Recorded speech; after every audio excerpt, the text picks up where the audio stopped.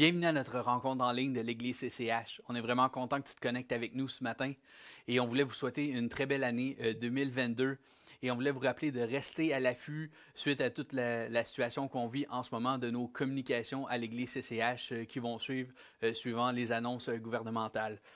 Et ce matin, le pasteur Laurent va commencer sa nouvelle série qui s'intitule « Un seul souhait ». Alors on espère que ce message va vous bénir ce matin. Soyez bénis. Bonjour à tous, très heureux de pouvoir vous accueillir ce matin avec notre premier message de l'année 2022, en ligne, tous ensemble, réunis. Je vais prendre le temps vraiment de souhaiter à tout le monde une bonne et heureuse année 2022. Je crois qu'on peut se permettre d'anticiper de bonnes choses, malgré les circonstances. Vous savez, la beauté avec la foi, c'est que notre foi n'est pas reliée aux circonstances et la joie de notre Dieu se vit malgré tout. C'est une vraie joie, c'est une vraie paix que nous pouvons expérimenter à l'intérieur de nous.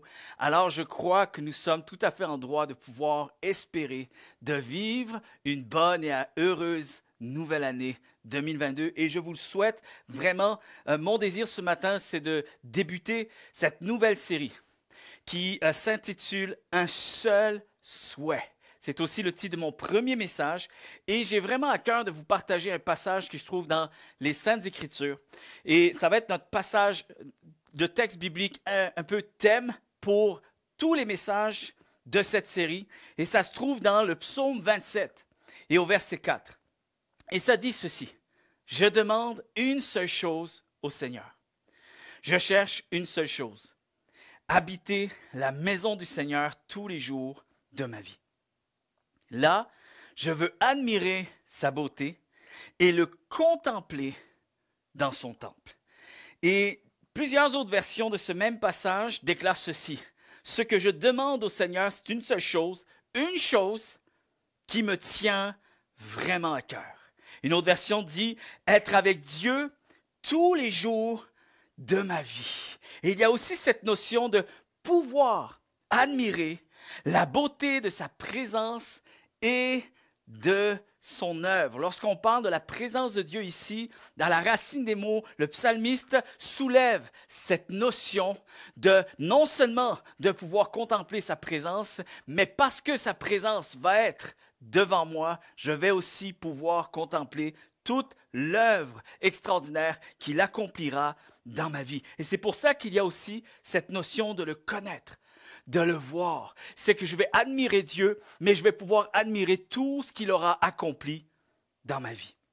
Alors il y a cette notion que c'est une seule vie qui se tient devant lui. Et je pense à Job, je pense à Joseph, je pense à Moïse, je pense également à David dans les derniers discours qu'il a adressés à son fils avant de mourir, les derniers conseils qu'il va donner.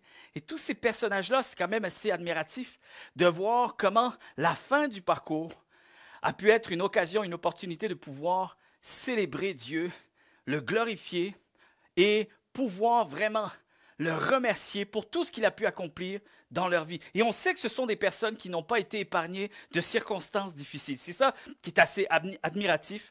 C'est que même dans les moments les plus sombres de leur vie où ils pensaient que Dieu les avait abandonnés, à la fin de leur parcours, ils ont pu contempler l'œuvre extraordinaire que Dieu a pu accomplir malgré tout. Parfois, c'est après un certain temps que l'on peut réaliser à quel point Dieu était tellement plus présent que je ne pouvais l'imaginer.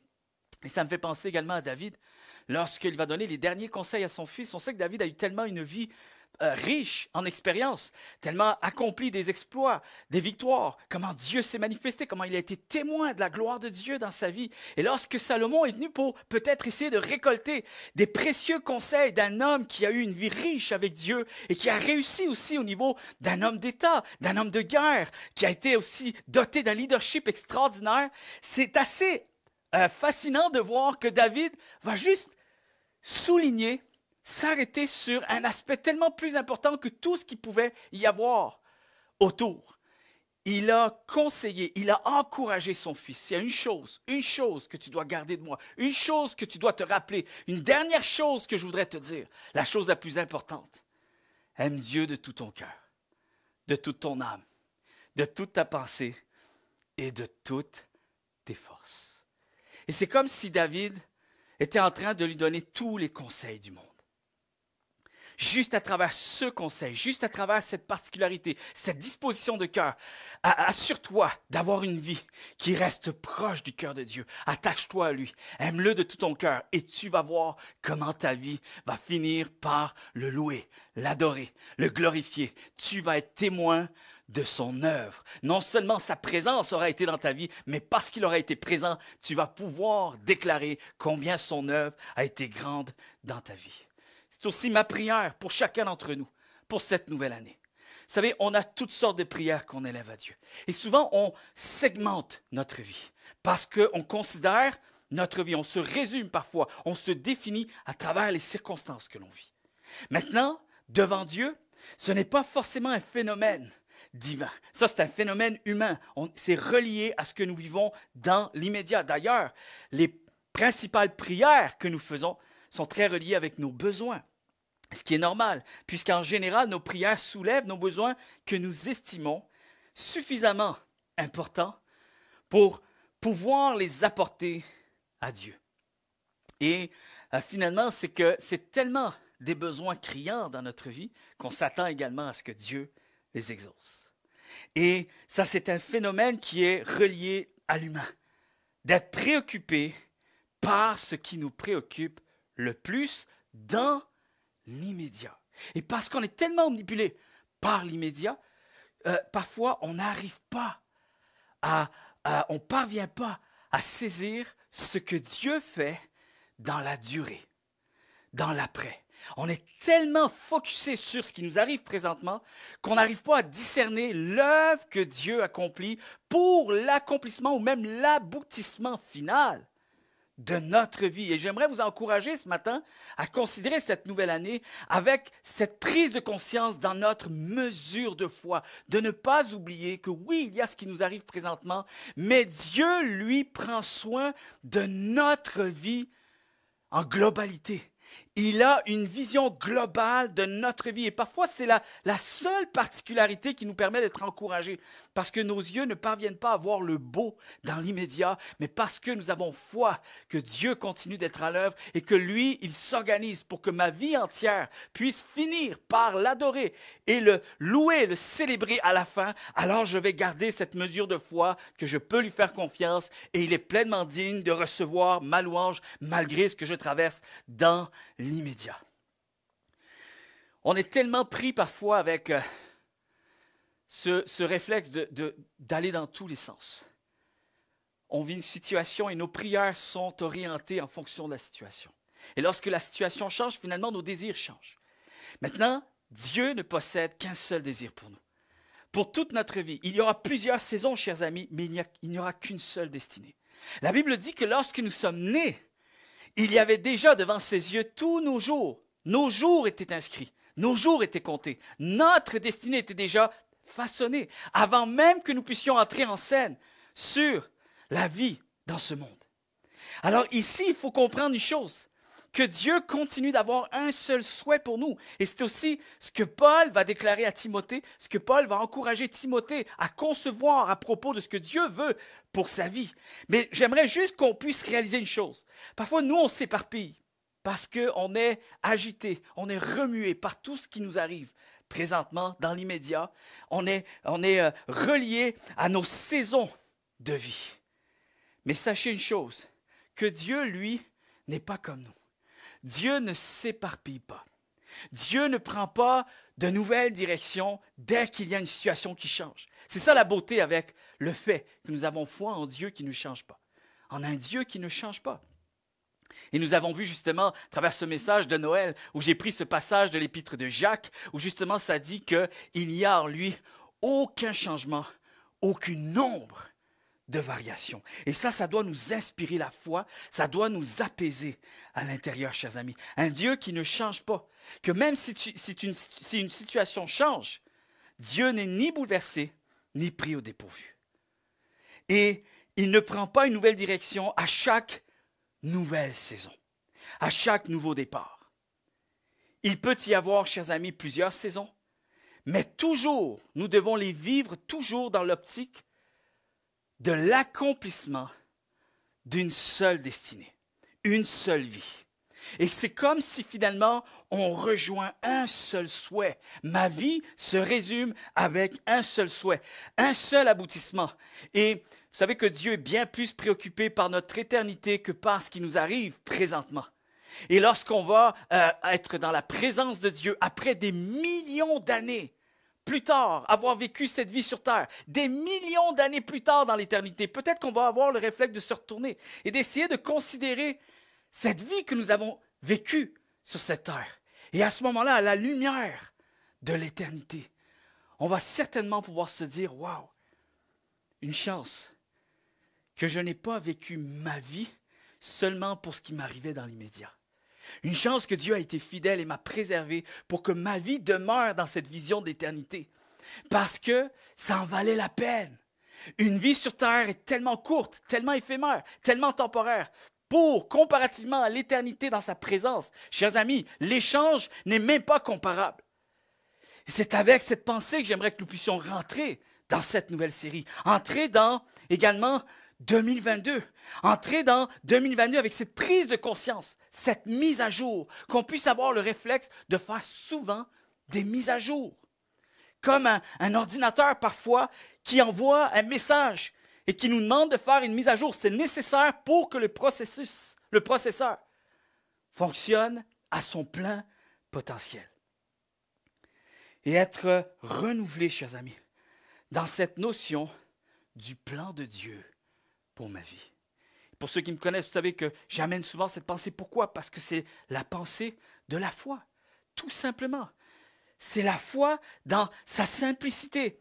Il peut y avoir plusieurs désirs, plusieurs souhaits, plusieurs prières, mais n'oublions jamais qu'il n'y a qu'un seul Dieu qui nous a créés pour une seule destinée, une seule destination. Et lorsqu'on entame, chers amis, une démarche de foi, je ne sais pas, mais je crois qu'on est plusieurs à faire cette prière. Lorsqu'il y a vraiment une vraie démarche de foi, quelque chose de sincère qui prend place dans le cœur d'une personne, lorsqu'on s'intéresse à Dieu, lorsqu'on a soif des choses de Dieu, lorsque vraiment on est touché de ce que sa présence, de ce que son cœur, de ce que Dieu s'est révélé à nous, il y a quelque chose qui change.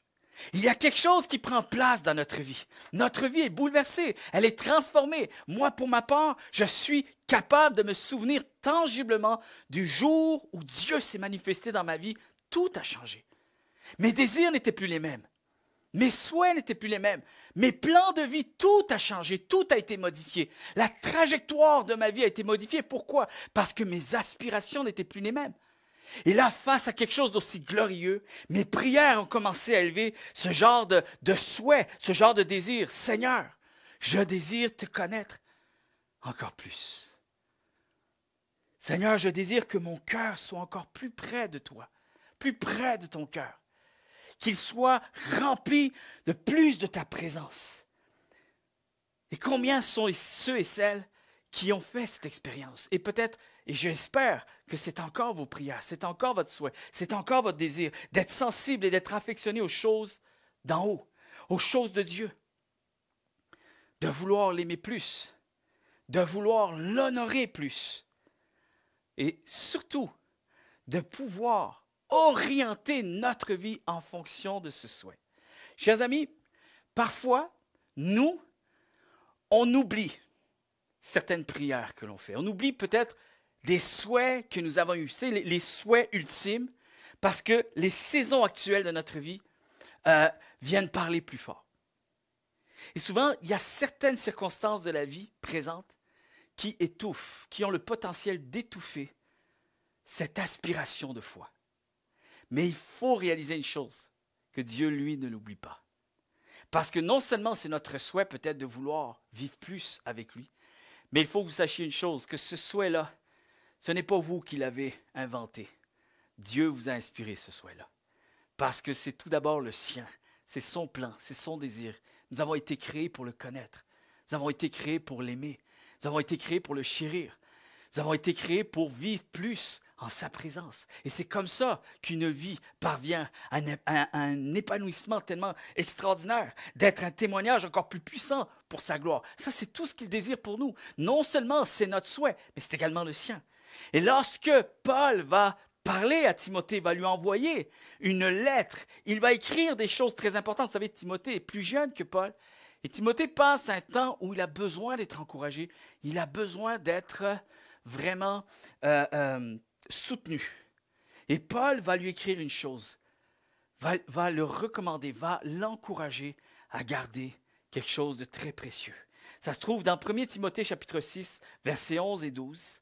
Et il va recommander à Timothée de ne pas oublier de vivre pour un seul souhait. Peu importe tout ce qui t'arrive, n'oublie pas que le plus important, c'est qu'il n'y a qu'un seul souhait sur ta vie. Et ce souhait, c'est celui de chercher à être juste. C'est ce que ça dit dans ce passage. Juste ici, c'est la notion de rechercher la justice de Dieu, de vivre comme lui le veut, de vivre selon sa volonté. Et de chercher à être juste, c'est de vivre selon ce que lui veut pour moi, ce que Dieu veut pour moi.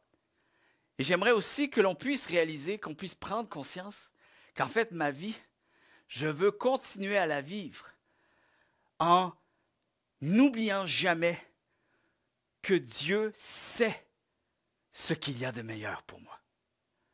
Parfois, on pense que nous, on sait ce qu'il y a de meilleur, mais Dieu, lui, sait exactement ce qu'il y a de meilleur pour nous. Alors, c'est pour ça qu'il est bon de se rallier à sa volonté et de continuer à lui faire confiance, de chercher à ce que vraiment sa volonté continue à se manifester dans notre vie.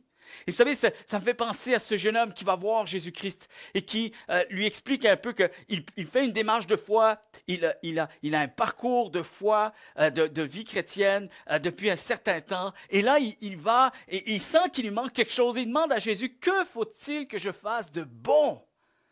Qu'est-ce qu'il faut que je fasse de mieux? Qu'est-ce qu'il faut que je fasse de plus de bon?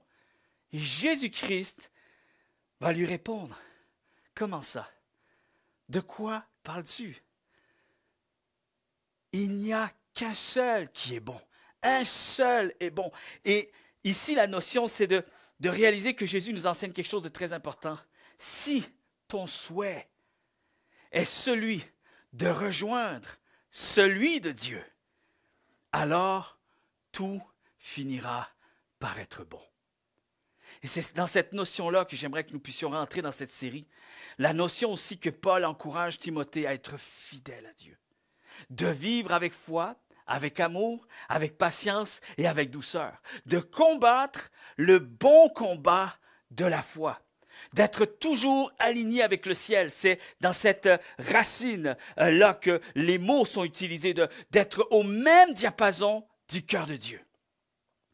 Et surtout, de vouloir vivre avec Dieu pour toujours. C'est dans ces versets-là que nous trouvons ces mots. De vivre avec Dieu pour toujours, avec cette notion d'éternité encore une fois, et de pouvoir persévérer jusqu'à la fin, de finir avec Dieu, de répondre à l'appel de Dieu pour cette vie qu'il m'a confiée et qu'il m'a destinée. Et surtout d'être un témoignage de foi et un témoignage de l'existence de Dieu pour d'autres, puisqu'il finira avec la notion d'être un témoin. Chers amis, dans tout ce qui nous arrive, Dieu continue à poursuivre un seul souhait. C'est de faire de nous des hommes et des femmes qui finiront par le connaître encore plus. Qui finiront par pouvoir déclarer un jour que Dieu a été présent bien plus que je ne le pensais. Je pensais qu'il m'avait abandonné. Finalement, il a été plus proche que je ne pouvais l'imaginer. Qu'au-delà de ce que je ressentais, Dieu continuait d'être à l'œuvre. Il ne m'a jamais abandonné. Et c'est pour ça qu'il faut toujours garder en tête ce souhait pour nous ici. C'est un travail de collaboration. C'est ce que Dieu veut faire, mais il faut que nous rejoignions son plan.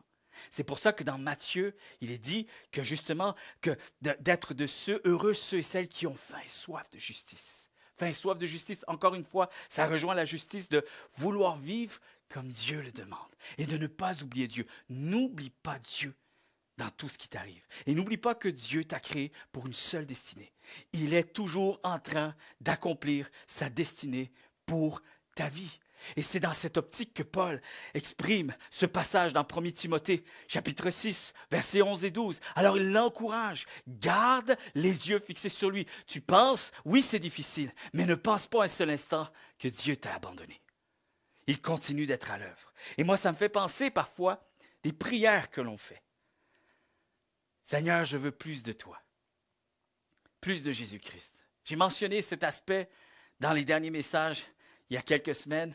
Et je l'ai mentionné très rapidement. Et à travers ce message, je veux juste rester un petit peu plus. Je veux approfondir cette pensée. C'est à propos d'Élie.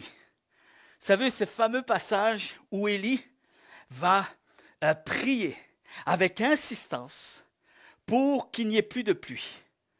Et la Bible nous dit qu'il n'y a plus de pluie qui est tombée sur la terre pendant 3 ans et demi.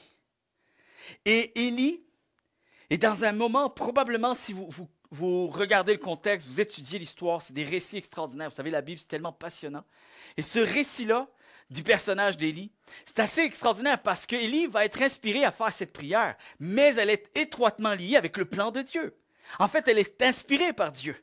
Et c'est comme si Élie rejoint le plan de Dieu à travers cette prière. C'est ce que Dieu avait besoin qu'il se passe pour qu'il continue à œuvrer au sein de son peuple. Parce qu'on sait qu'à l'issue de ces 3 ans et demi, il va y avoir toutes sortes de cheminements, que Dieu va pouvoir se révéler davantage à Israël. Et donc l'histoire du peuple d'Israël va se frayer un chemin à travers cette prière, cette saison-là, 3 ans et demi. Et lorsqu'Élie fait cette prière, ça nous dit justement qu'il a prié avec insistance. Ça soulève la notion qu'il est dans une bonne saison à ce moment-là. Il prie avec ferveur. Il prie avec foi.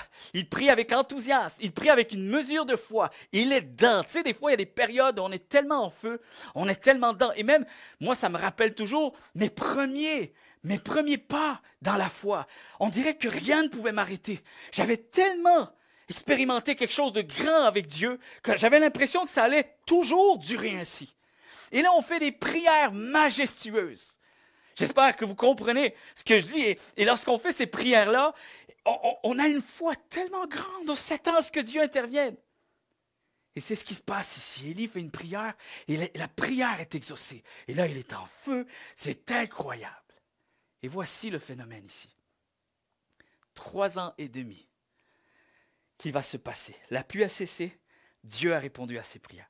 Le plan de Dieu était en train de se mettre en place. Dieu s'est souvenu de ses prières. Ses prières étaient en train de s'accomplir et la réalité, c'est que dans ces 3 ans et demi d'exaucement à ses prières, Élie va passer à travers le creuset. Il va passer à travers des jours sombres. Il va passer à travers des jours remplis de doutes, des pensées difficiles à gérer, des pensées dépressives, au point qu'il va même douter de ce que Dieu est encore avec lui. Il va avoir vraiment un combat de la foi à l'intérieur de lui, de grands questionnements. Il va être découragé au point que Dieu va devoir venir à lui, le relever maintes et maintes fois. Et pourtant, il traverse les jours de l'exaucement de ses prières. Je ne sais pas si vous avez déjà réalisé cette réalité, mais c'est aussi le même phénomène qui se passe dans notre vie. Ça, c'est le phénomène de la foi. Et je veux vraiment qu'on soit conscient de cette réalité aujourd'hui à travers ce premier message, cette nouvelle série. Et vous savez, c'est comme ces fameuses prières que l'on fait. Seigneur, fais de moi un homme selon ton cœur. Et Élie, c'est ce qu'il voulait par-dessus tout. Et Dieu, c'est ce qu'il voulait aussi à travers la vie d'Élie. Il voulait faire d'Élie un homme de Dieu. Et Élie voulait devenir un homme de Dieu. Alors là, on est vraiment au même diapason. Et on fait des prières tellement remplies d'enthousiasme. Et c'est mon souhait, c'est mon seul souhait. Seigneur, fais de moi un homme selon ton cœur. Et voici ce qu'il faut réaliser, une chose ici. C'est que pour pouvoir posséder un cœur comme celui de Dieu, il va falloir qu'il change le mien. C'est très difficile de concevoir faire cette prière et pouvoir espérer garder le mien en plus. Seigneur, je veux ton cœur, mais surtout, laisse-moi le mien. Non. Si on veut connaître plus Jésus-Christ, si on veut expérimenter plus de Jésus-Christ, plus de sa présence, plus de Dieu dans notre vie, il va falloir réaliser aussi que Dieu va devoir mettre en place un processus de vie qui va justement faire en sorte que mon cœur va être amené à changer afin de laisser place au sien dans notre vie. J'espère que vous comprenez le sens de ce message ce matin. Mais combien croient que ce n'est pas forcément dans le parfait confort que l'homme change le plus? On sait que pour pouvoir être plus près du cœur de Dieu, il va falloir qu'il nous change. Mais ce n'est pas en laissant le confort, un environnement parfait autour de nous, que nous allons pouvoir changer le plus. Alors Dieu le sait, et c'est pour ça qu'il va nous conduire dans des étapes de vie, dans des saisons. Et ne jamais oublier, c'est là que tout le message prend son sens aujourd'hui.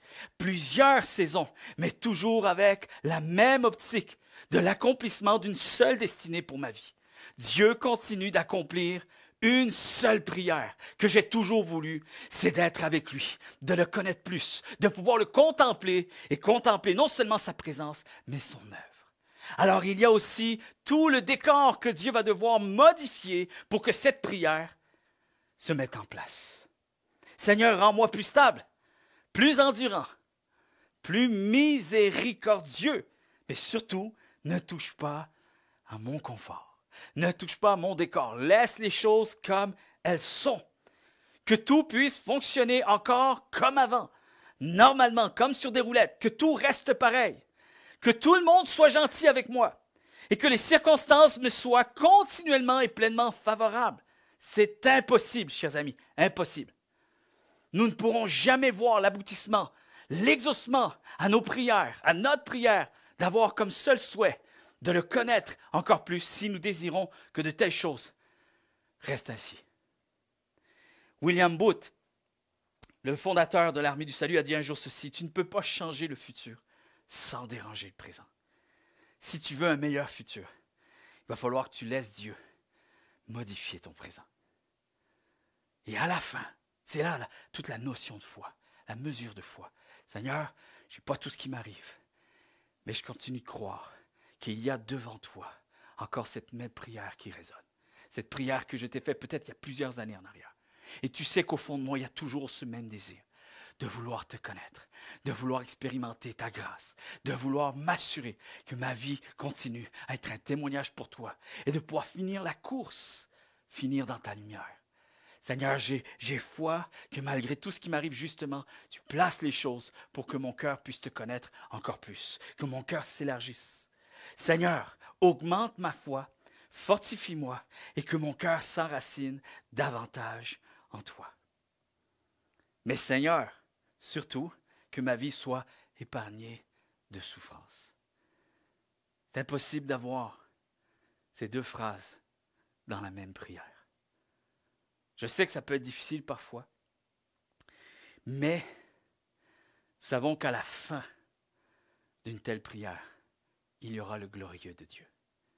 Peut-être des étapes difficiles à traverser, mais ce seul souhait va nous amener à une vie qui va être enrichie par sa grâce. Et il faut en être convaincu. Vous savez, Jésus-Christ a été obéissant à Dieu sans jamais faillir. Je ne sais pas s'il y en a, peut-être vous ne l'avez jamais réalisé, mais Jésus-Christ a été obéissant à Dieu durant toute sa vie sur terre, sans jamais faillir une seule fois. Et c'est ce qu'on veut, n'est-ce pas? C'est ce qu'on veut, être obéissant à Dieu sans jamais faillir. Seigneur, je veux vraiment que ma vie puisse t'obéir, être un témoignage d'obéissance, vivre comme toi tu le désires. Mais ce qu'il ne faut pas oublier, c'est que la même Bible déclare également que Jésus-Christ a appris l'obéissance par les choses qu'il a souffertes. Et si Jésus-Christ n'a pas été épargné de cette réalité, ça sera également une réalité qui sera la nôtre aussi. Si nos prières rejoignent celles de Jésus-Christ, de vouloir être un témoignage pour la gloire du Père, alors on doit réaliser, chers amis, qu'il y aura forcément des étapes qui vont bouleverser notre confort, qui vont nous amener peut-être à un état de souffrance, de difficulté, mais surtout ne jamais faillir dans notre foi et de croire que Dieu continue d'être à l'œuvre, il continue d'être au contrôle de notre vie. savez, j'ai un ami avec qui on faisait des parties de société, alors jeux de société, surtout avec des cartes et tout ça. Puis c'était tellement des fois pas assez challengeant, pas assez défiant les parties. On jouait en couple avec nos épouses et tout ça, que souvent on s'appelait avant. Et puis on disait, hey, la partie qu'on va faire ce soir, ce que tu peux faire, c'est amener un double jeu de cartes, puis on va essayer de tricher. On va tricher. C'est comme si finalement la partie elle devenait plus passionnante, mieux. Parce que le but, en fait, on était deux compétitifs, on voulait gagner. On voulait gagner. Même si on jouait contre nos épouses, c'était important qu'on gagne. Alors, on arrivait à faire des choses. Puis finalement, c'était comme un deuxième jeu dans le jeu. Alors, c'est comme si on avait réinventé les règles du jeu pour pouvoir passer sous les radars et surtout pouvoir s'assurer de gagner à la fin. J'aimerais vous dire que pour pouvoir gagner avec Dieu, il va falloir que nous acceptions ces règles du jeu à lui, sans vouloir les modifier. Parfois, on essaie de modifier les choses avec Dieu, et ce n'est pas forcément ce qui nous permet d'être le mieux à la fin. Et de vouloir changer la trajectoire, c'est selon son agenda et non selon le mien. Ça, c'est la plus belle vie que nous pourrions vivre. Vivre selon sa volonté comme lui le désire, c'est la plus belle chose que je pourrais vous souhaiter en 2022. Parce qu'à la fin, c'est vraiment une vraie ligne d'arrivée. Et vous allez voir des choses se manifester par la grâce de Dieu que vous n'auriez jamais pu voir en passant par une autre trajectoire. Et c'est important de se laisser conduire par Dieu, de juste s'installer, de se poser et d'accepter d'être conduit par ses règles à lui. Vous savez, cette notion de vouloir parvenir à une plus grande maturité, une plus grande sagesse et une plus grande patience. Mais Seigneur, je veux tout pleinement et immédiatement. Ça ne peut pas être possible dans une même prière. Ces deux phrases ne peuvent pas être possibles dans une même prière. Et vous savez, la notion d'être conduit par sa lumière. La notion d'être conduit par sa lumière. Vous savez, on aspire à des choses que nous allons peut-être acquérir à travers le parcours de la vie. Et de comprendre que ces choses qu'on aspire le plus, on va probablement être en mesure de pouvoir le vivre, mais à travers un parcours qu'on ne s'attendait pas. Et c'est ça toute la maturité de la foi. Un jour, un homme est allé voir un ami et il lui a dit, tu sais, je réalise une chose, que si j'avais eu, étant plus jeune, la maturité que j'ai aujourd'hui, je n'aurais pas fait autant d'erreurs dans ma vie. Et son ami lui a répondu, oui, mais tu sais que si tu n'avais pas fait autant d'erreurs étant jeune, tu n'aurais probablement pas eu la maturité que tu as aujourd'hui. Alors, ça ne sert à rien d'essayer de voir ou de définir les choses avec des saisons immédiates. Ce qu'il faut, c'est continuer à garder le cap avec Dieu. Et surtout d'avoir une prise de conscience, une mise à jour. C'est pour ça qu'il faut laisser Dieu renouveler nos pensées et venir dans sa présence. Aller puiser sa présence dans la prière, c'est là que ça compte. Lorsque c'est difficile, c'est là que ça compte, chers amis. Parce que la foi, comme notre chère amie Lorraine avec Yves, lorsqu'ils ont donné leur témoignage un dimanche matin, c'est tellement incroyable parce qu'ils ont un certain nombre d'années de vie chrétienne. Et aujourd'hui, après coup, après le parcours, après les saisons, après les étapes, après les circonstances, pas toujours évidentes, pas toujours faciles. Et vous savez, pour ceux qui ont entendu ce témoignage, comment leur parcours a été parsemé de difficultés, de douleurs, de souffrances. Et que Lorraine ait pu déclarer qu'elle a compris, après plusieurs années, que la foi, c'est l'histoire d'une vie. La foi, c'est l'histoire d'une vie. Grandir avec Dieu, c'est l'histoire d'une vie. Entrer dans notre destinée, c'est l'histoire d'une vie.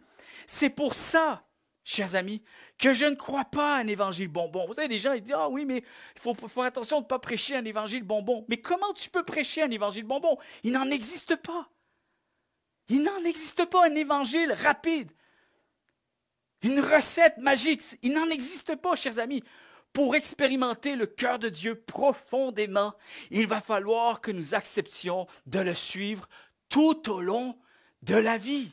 On ne peut pas tout apprendre sur Dieu en un seul instant. Ça n'existe pas. Ce n'est pas présent dans les Saintes Écritures. Parce que Dieu sait que ça prend du temps pour changer un être humain. Ça prend du temps pour accomplir une destinée. Ça prend du temps pour élever un témoignage à sa gloire dans la vie d'une personne. Alors j'aimerais vous dire ce matin que Dieu, lui, il est persévérant jusqu'au bout. Et c'est à nous aussi de réaliser, Seigneur, puisque tu es persévérant, je vais avancer dans ma vie avec cette notion de persévérance.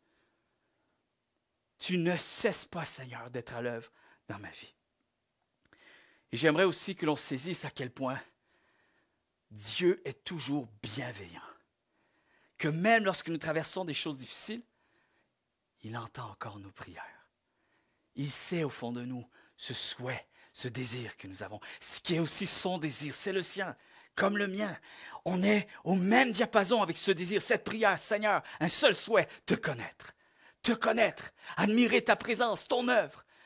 Et vous allez vous apercevoir d'une chose, qu'après certaines étapes, vous allez pouvoir déclarer, tout comme Job a pu déclarer, Seigneur, autrefois mes oreilles avaient entendu parler de toi, mais aujourd'hui mes yeux t'ont vu. Tout comme Joseph qui a pu même encourager ses frères, incroyable. C'est ses frères qui l'ont mis dans tellement de pétrins dans sa vie. Et à la fin, c'est lui qui les encourage à garder une notion de ce que Dieu a fait de manière extraordinaire. Alors quand je passais des temps difficiles, sachez aujourd'hui que je réalise que même ces temps difficiles, Dieu était en train d'accomplir une grande destinée. Et c'est tout ça que j'aimerais que l'on garde en mémoire, même lorsque c'est difficile. Je sais que ce n'est pas facile, mais c'est possible. C'est possible de garder la foi, chers amis. D'avoir pour seul souhait, le souhait le plus cher que nous avons, c'est de le connaître. De toujours se rappeler, Seigneur, je continue à te connaître. Je sais que tu es bienveillant. Je sais que tu fais toutes choses pour mon bien, pour mon perfectionnement, pour ma croissance, pour mon témoignage, pour mon influence, ma destinée et surtout pour mon éternité. Seigneur, je sais qu'à travers la vie, tu veux me rendre plus humble, plus courageux, plus fort, plus sage, plus patient, plus doux, plus généreux, plus compatissant, plus miséricordieux, plus aimant, plus sensible aux besoins des autres. Tout ça, c'est dans Galates chapitre 5. Ça, c'est la marque de ceux et celles qui sont remplis du Saint-Esprit. Le fruit d'esprit, c'est toutes ces choses. Alors, c'est bien, très bien une chose que pour pouvoir expérimenter son Saint-Esprit, la profondeur de son esprit en nous, chers amis, il va falloir que nous acceptions de se laisser conduire par lui, même à travers les circonstances les plus difficiles. Au travers des circonstances qui suscitent toutes sortes de réactions. À travers les détours, l'isolement, le confinement, l'injustice, le désarroi, les frustrations, les échecs, les saisons moins flamboyantes. Les saisons où, Seigneur, où avec Dieu on dit, Seigneur, mes conditions sont tellement peu optimales. Encore là, ce sont des saisons qui comptent pour la destinée de Dieu pour notre vie. Et je pourrais qu'à force d'être persévérant, à force de continuer à garder le cap avec une mesure de foi, qui continue à lui faire confiance, chers amis, se pourrait qu'à la fin, vous puissiez réaliser, waouh, les circonstances les plus sombres, là où je pensais que Dieu m'avait abandonné, finalement, il continuait d'accomplir ma destinée. Alors, Seigneur, je veux apprendre à me laisser conduire par toi. Est-ce qu'on peut faire ça à travers ce message? Je voudrais juste prier, faire cette prière à travers cette journée. Une prière de demander à Dieu, Seigneur, continue à conduire ma vie. Continue à conduire ma vie à travers un seul souhait. À la fin de tout, je veux que tu continues à être assis sur le trône de ma vie. Je veux que ma vie puisse te glorifier. Je veux te voir encore plus à l'œuvre. Peut-être d'être là aujourd'hui et de pouvoir déclarer, Seigneur, je sais que tu sais ce que tu fais. Je veux avoir cette mise à jour. Seigneur, je crois que tu as toujours mon bonheur à cœur, que tu as toujours mon épanouissement à cœur et que je ne puisse jamais en douter. J'ai bien aimé le message de pasteur Jackson Ntumba il y a quelques semaines lorsqu'il a déclaré dans son message « Pourquoi tu doutes? Pourquoi tu doutes? Il n'y a aucune raison de douter. Dieu va prendre soin de toi. Dieu sait ce qu'il fait. Dieu continue d'être à l'œuvre. Dieu n'a jamais manqué à ses promesses. » Chers amis, dans la Bible, tous ceux et celles qui ont mis leur foi et leur confiance dans les promesses de Dieu n'ont jamais été déçus. Jamais. Il n'y a jamais eu un témoignage qu'une personne a été déçue parce que Dieu a dit qu'il ferait quelque chose, il ne l'a pas fait. Dieu a toujours pris soin de ceux et celles qui se confient en lui. Alors ils ont fini dans la lumière de Dieu. Et nous pouvons déclarer, Seigneur, je vais finir dans la lumière de Dieu, surtout si mon cœur continue à se confier en toi et à s'appuyer sur tes promesses. Je veux me laisser conduire par ta lumière. Ta parole est une lumière à mes pieds, une lumière sur mon sentier dans le psaume 119. Et, Seigneur, tant que je laisse ta lumière conduire mes pas, alors, Seigneur, je sais que ma vie tout entière finira par en être éclairée. Seigneur, apprends-nous à nous laisser conduire par ce seul souhait. Le souhait, Seigneur, de ta destinée dans notre vie, celui de te connaître plus. Seigneur, apprends-nous à être attachés plus à toi et apprends-nous à grandir dans la foi. Seigneur, je sais que c'est ton souhait pour moi, mais je tiens à ce qu'il demeure encore aussi le mien. Alors je te demande de faire cette œuvre dans ma vie et que je puisse avoir cette force de persévérer en fixant les regards sur toi et en comptant sur ta présence afin que mes yeux puissent admirer non seulement ta présence, mais je sais que mes yeux vont finir par voir ton œuvre se manifester dans ma vie pour une seule destinée. Dans le précieux nom de Jésus, on a prié.